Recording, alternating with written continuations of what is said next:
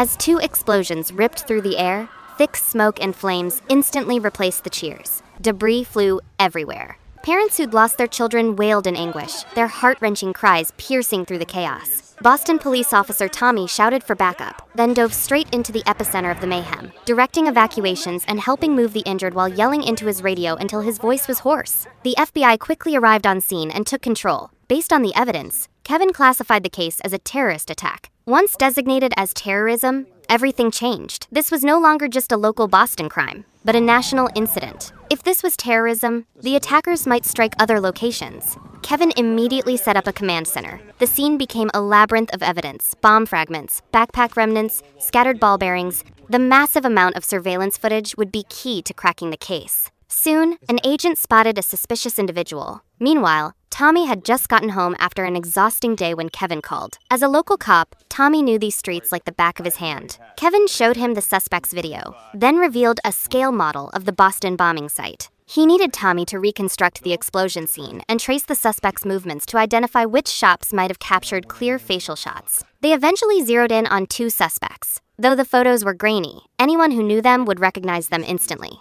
This created a dilemma. Should they release the suspect's photos? Kevin hesitated, fearing public panic. But Tommy and the local police were anxious. Every passing minute could mean another bomb. As they argued, word came in that a media outlet had somehow obtained the suspect's photos and would publish them in 20 minutes. The police had no choice but to ask the public for help identifying the suspects. At that moment, the suspects' identities were exposed. They were Chechen brothers, Tamerlan and Dzhokhar. Seeing the news, the brothers decided to flee immediately, heading for New York, their next target. They encountered a driver who, out of kindness, rolled down his window. The man never expected them to force their way into his car. Dzhokhar began loading items into the vehicle, their homemade bombs. They positioned the driver in the passenger seat, both to control him and keep a hostage handy. At a gas station, Dzhokhar went inside to buy something. The driver saw his chance. When Tamerlan's attention wavered for a second, he bolted like a bullet toward the convenience store, frantically calling for help in broken English. The clerk immediately called 911. Tommy got the call and rushed to the scene.